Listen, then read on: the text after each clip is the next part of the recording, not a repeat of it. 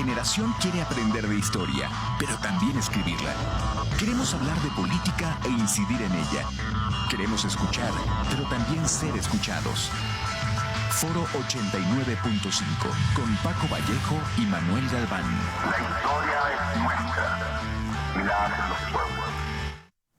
¿Qué tal? Muy buenos días, bienvenidas, bienvenidos a Foro 89.5, esta mañana del 23 de marzo del 2023. Como siempre, un gusto llevar una emisión más de su programa e invitarlos a que participen con nosotros como cada jueves. La semana pasada no llegó ninguna llamada, así es que, hacemos la invitación para que escriban o manden sus mensajes, recordando que es muy relevante pues lo que opinen ustedes para enriquecer este espacio. En un momento más aparecerán los números en cabina. Buenos días, Manu, ¿cómo estás? ¿Qué tal, Paco? Muy buenos días, muchas gracias. Buen inicio de primavera, ya estamos en cambio de temporada. Y gracias al auditorio por escucharos y estar aquí al día con los temas a analizar. Pues bueno, Manuel, la semana pasada estuvimos, aquí están los teléfonos en cabina, 4421-921293 y también al 4421-921200 con la extensión 37120, y en un momento también tendremos el número para WhatsApp, que es el 4422-498788. Como repetimos, es muy importante que lleguen sus mensajes para enriquecer acá el programa. Y bueno, comentábamos que la semana pasada abordamos el tema histórico de cuáles fueron algunos motivos internos, ¿no? La resistencia de algunas empresas privadas a entrar a las nuevas reglas, a la nueva dinámica después de la Revolución Mexicana. Y cómo, pues, finalmente Lázaro Cárdenas en 1938 decide llevar a cabo la expropiación petrolera, ¿no? De alguna forma hasta ahí alcanzamos a llegar en el programa. Sin embargo, muy pronto, después de que se lleva a cabo este acto tan importante para México, porque también comentaba que de alguna forma podríamos decir, bueno, ¿y qué relevancia tuvo? Pues la expropiación petrolera de alguna forma va a permitir que se sostenga el crecimiento económico de los 40, 50 y partes de los 60. Y lo que queremos hacer el día de hoy, empezando ahora el programa, es ¿qué sucede casi inmediatamente después de que se lleva a cabo este acto tan importante para nuestro país? Porque por supuesto que va a haber una reacción por parte de los extranjeros, por parte de los grupos que se habían estado beneficiando tanto de las antiguas prácticas en esta industria del petróleo. Sí, sin lugar a duda, los acontecimientos internacionales de ese momento llevan a este momento histórico para México, y el cual se puede respaldar y mantener debido a que las potencias como las mismas inglesas, los ingleses y como los norteamericanos se encuentran ocupados en lo que ya es el arranque de la Segunda Guerra Mundial, y le permite a México directamente mantener su expropiación y llevarla al 100%. Uh-huh. Y como bien comentas, hay una resistencia y hay una serie de acontecimientos a nivel nacional. Hay grupos de poder que se van moviendo precisamente para ir en contra de este movimiento cardenista. Recordemos que Cárdenas como tal utiliza una política socialista, una política que la deja enmarcada hasta en la Constitución. Recordemos ahí los cambios que en su momento se hicieron a la educación, uh-huh, con tintes totalmente socialistas, los cuales llegó después Ávila Camacho y lo pasaron al segundo plano. Eso nos lleva a momentos de reagrupación. Al momento en el que México se va en el proyecto cardenista a la izquierda en su totalidad, hace que haya una reacción de la derecha de forma significativa. Uh-huh. Y es razón por la cual un año después se funda el Partido Acción Nacional como principal agrupación, ¿no? Para resistir ante estas acciones políticas en contra de los grupos de poder. Así, un año después, el 16 de septiembre de 1939, es que sí es de llamar la atención, ¿no? Como un año después de que se logra creo que es el punto más álgido, uh-huh, también de las políticas sociales de Lázaro Cárdenas, ¿no? También pues implicando un impacto no solamente nacional, sino internacional, en el cual también se aprovecha, como bien comentabas, de las circunstancias internacionales, ¿no? Estados Unidos está de alguna forma también consciente de que Europa está por entrar en una segunda guerra mundial, bueno, todavía no se le podría llamar así, ¿no? Pero en una segunda guerra donde seguramente todas las potencias se vayan a ver involucrados y no le conviene que México de alguna forma pues se alinee con los grupos del eje y de alguna forma entonces cede ante ciertas situaciones aprovechando, como bien comentas, Lázaro Cárdenas, esta situación. Ante esto, pues los grupos que se habían visto favorecidos al interior del país, pues van a ver que pues tienen que, así como se está organizando la izquierda o los grupos de obreros, de trabajadores, se crea en ese entonces la CTM, se crea la CNC, que es este organismo de campesinos, de obreros. Se empieza a impulsar y a favorecer precisamente la organización popular y entonces pues la oposición no se quiere quedar al margen y entonces se empieza a vincular los grupos de derecha y se forma precisamente lo que es el Partido Acción Nacional un año después, ¿no? Como forma de tratar de contrastar lo que se estaba haciendo por parte de Lázaro Cárdenas del Río. Sí, y esos acontecimientos nos pueden explicar el por qué en su momento. Una pregunta histórica que tenemos es ¿por qué Cárdenas decide, y que fue nombrado precisamente por el presidente en el meeting que pasó, ¿por qué Cárdenas decide apoyar a un candidato de derecha, viniendo él de izquierda en su totalidad y teniendo una política de izquierda socialista?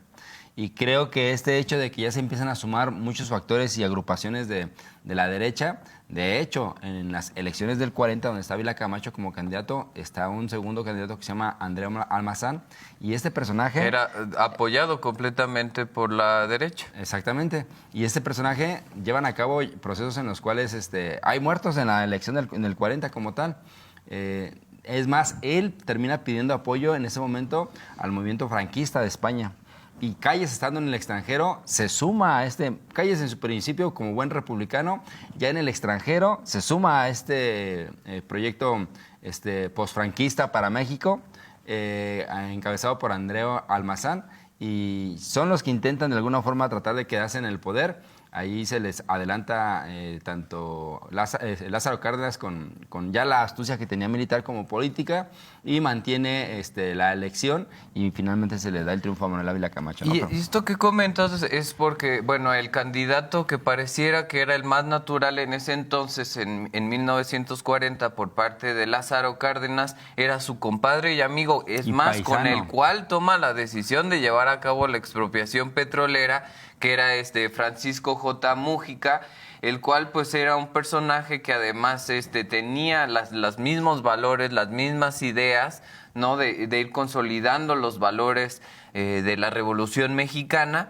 Sin embargo, hay el riesgo de que, pues, al poner a un personaje con estas características, pues ya el descontento, no solamente interno, sino externo, podría conllevar a una intervención o a una situación que en lugar de favorecer o de alguna forma permitir que lo que ya se había logrado durante el sexenio de Cárdenas, pues se fuera a ir abajo, ¿no? Entonces dice, bueno, mejor escojo a un candidato que es menos rojillo, por decirlo de alguna forma, más pegado al centro derecha, Manuel Ávila Camacho.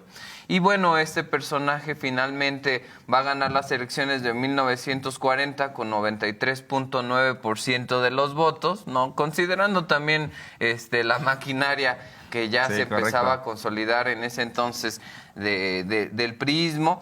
Y Juan Almazán, que es este personaje que, como que comentamos, vinculado directamente a la derecha, al franquismo, que es la extrema derecha de España, él va a lograr el 5.7%. No creamos que, bueno, perdió la derecha y entonces ya se quedó al margen, sino que sabiendo que bueno, Ávila Camacho tenía muchas posibilidades. Finalmente negocian con ellos muchas dádivas, muchos proyectos, ¿no? Los cuales, por supuesto, que les permitían de alguna forma, pues, mantener estas... Sí, Almazán era un empresario que tenía grandes negocios de turismo en Acapulco. En ese entonces empezaba ya a tener su auge importante a nivel internacional Acapulco.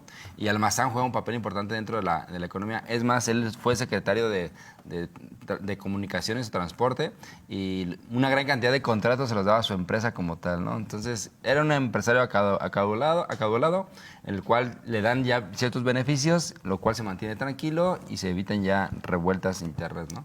Y bueno, aquí también, si ya vemos esta línea histórica de nuestro país, podemos ver también que después de la revolución, después del gobierno de Lázaro Cárdenas, lo que va a haber es una paulatina disminución o como candados que se le van a ir poniendo precisamente a los logros y a los alcances, esas libertades, esos derechos que se habían alcanzado con la Constitución de 1917.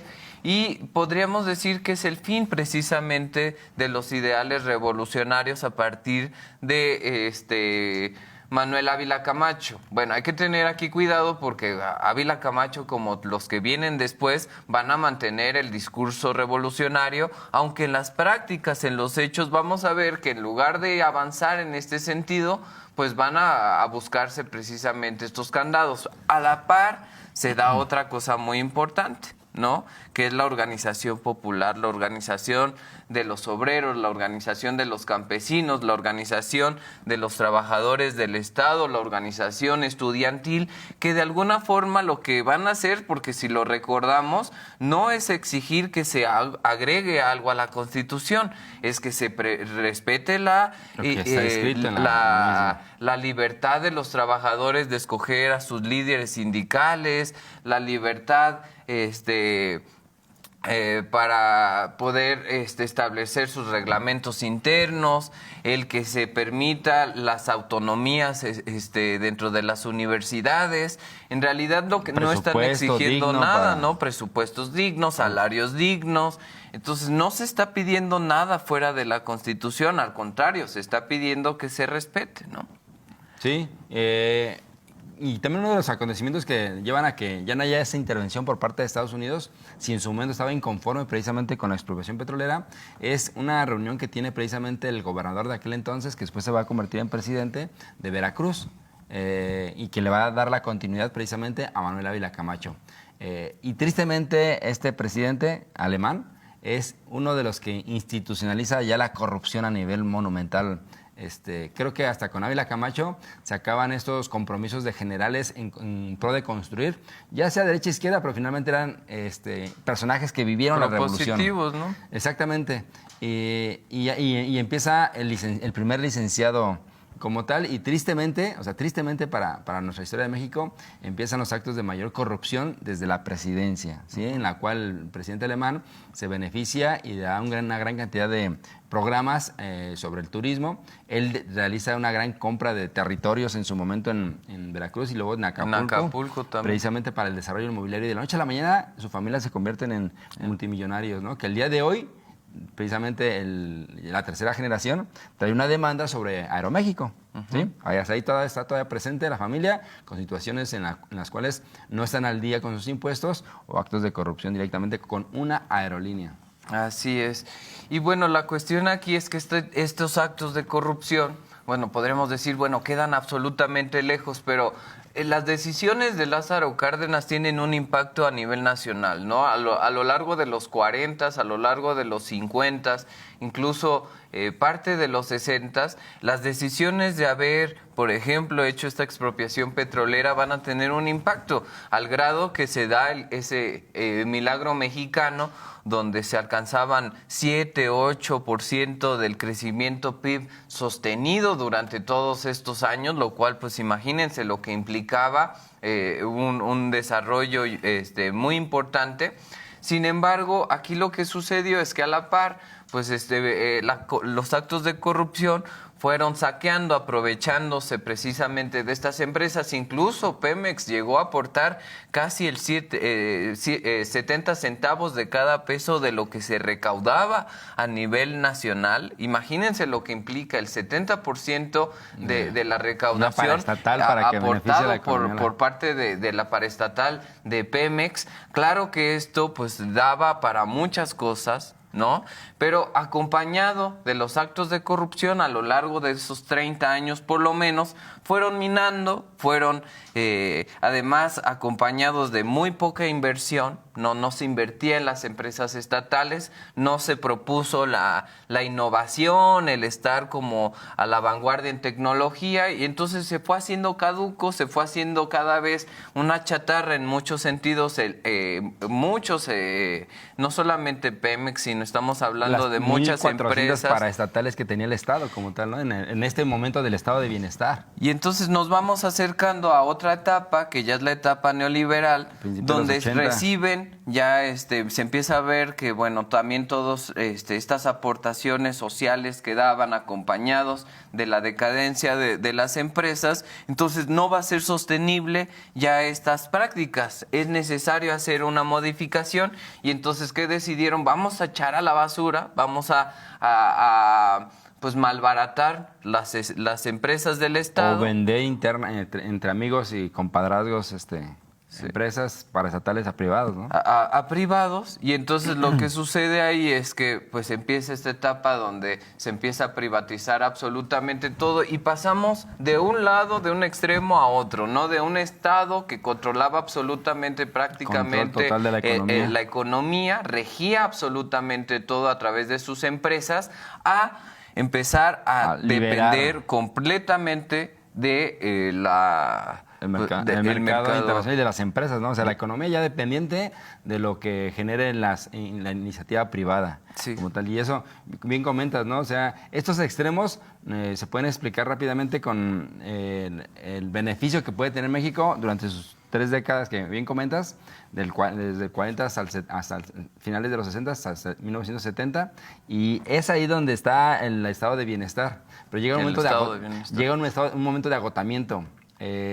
Exceso de burocracia, nivel de corrupción, y eso hace que las empresas, el Estado no puede tener el 100% del control de la economía, tiene que ceder como tal. Viene el cambio de modelo económico neoliberal y, como comentas, al otro extremo. Entonces, hemos estado como un péndulo de lado a Sí. lado, y el día de hoy, la pregunta es, ¿qué modelo es el que estamos buscando?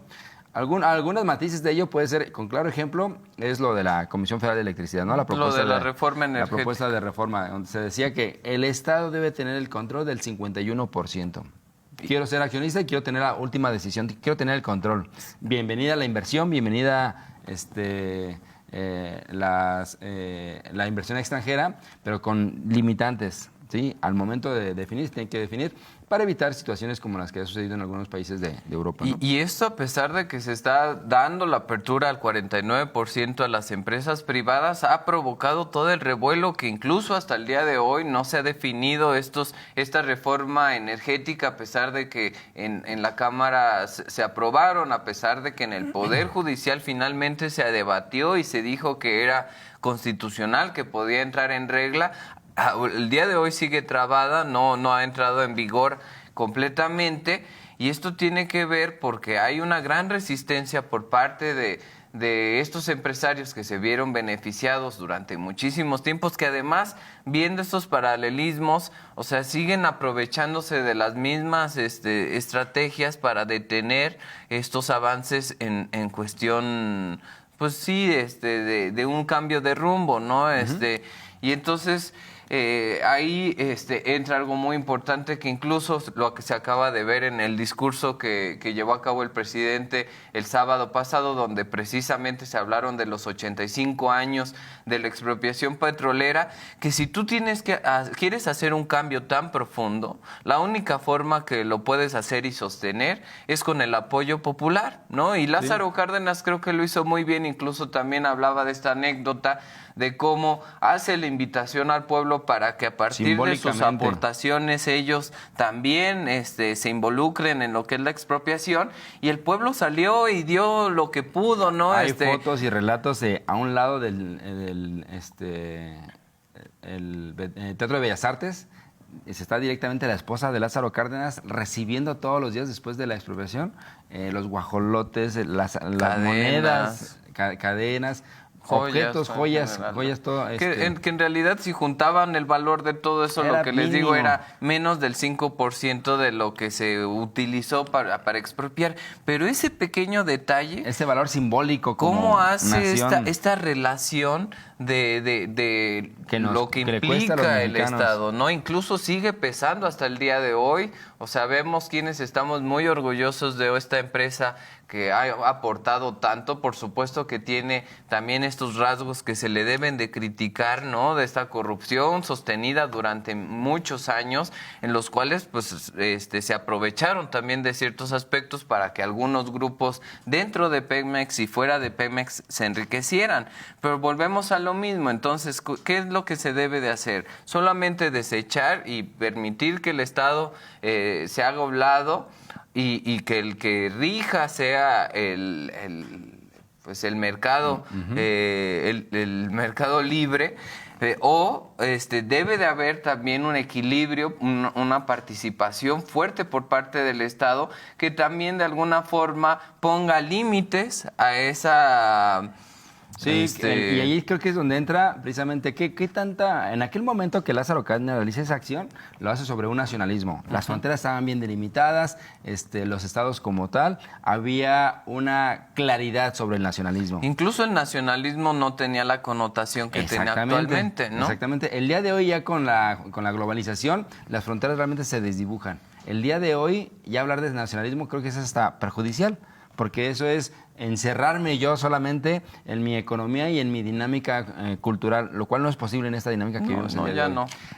Y por ello creo que vale la pena mencionar que las nuevas propuestas van sobre soberanía. Soberanía, ya no se usa la palabra nacionalismo. Y esa soberanía es la que va a permitir construir estas autonomías donde el Estado intervenga para evitar que el libre mercado directamente tenga mayor control. ¿Sí? Ahora, retomando lo del mitin del sábado, del 18, en la celebración de la expropiación petrolera, algo que comentaba López Obrador y que es interesante es sobre la continuidad del proyecto como tal. Y dice que sin zigzaguear y sin ceder para nada a la derecha. Y el mensaje, más que vaya para la derecha, creo que va directamente para sus candidatos, ¿no? Y esa conclusión además la dice después de haber platicado esa etapa de cardenismo, donde él se ve de alguna forma limitado. Tiene que ceder y cede con el candidato precisamente hacia Manuel Ávila Camacho. Y él parece que sí dice, en este caso no va a haber un Manuel Ávila Camacho. Tiene que haber una continuidad. Para él sería más radical de lo que podría llamarse López Obrador. Sí, pero al menos de izquierda, ¿no? Con esa línea de izquierda. Ajá.